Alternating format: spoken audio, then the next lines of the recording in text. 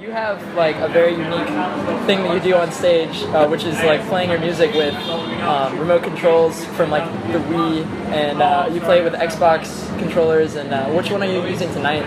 Oh, I use them all. I have a gamepad, Wii remote. I have a steering wheel, joystick. That's awesome. Hula hoop. So you think playing music with those things helps you out in your video game skills? You know what? To be honest, since like playing music professionally, I don't think I've played a video game.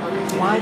Yeah, it just it doesn't really come up in my life anymore. I'm sorry. That's crazy. So then, why did you think of like putting that into your show anyway? If you're not even like a video game fan. I was, I was playing video games at some point, around college and stuff, and I had those things laying around because of that, and I was poor and saw that people had hacked them and used them as controllers, and I didn't want to go buy a bunch of expensive equipment, so I just figured it out, and at some point it was like a novelty, so I went with it. That's awesome. Why did you choose to play this type of music and not something that you like listen to personally?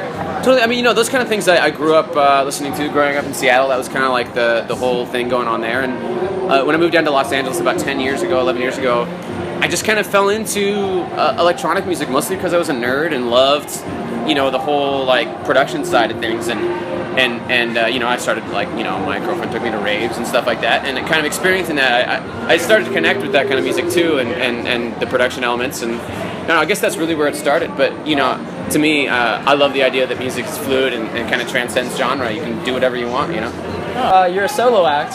Yeah. Why did you decide to stick solo and not add anybody else to your band or anything like that? It honestly was a result of me being in so many bands at the time that I was just kind of done with dealing with other people and having to work with other people's schedules and that kind of thing. And it was just, I got to spend as much time as I wanted alone in my garage, working on stuff and developing this thing. And so this project was never something I intended to make my life until it took over, Wow. which is great.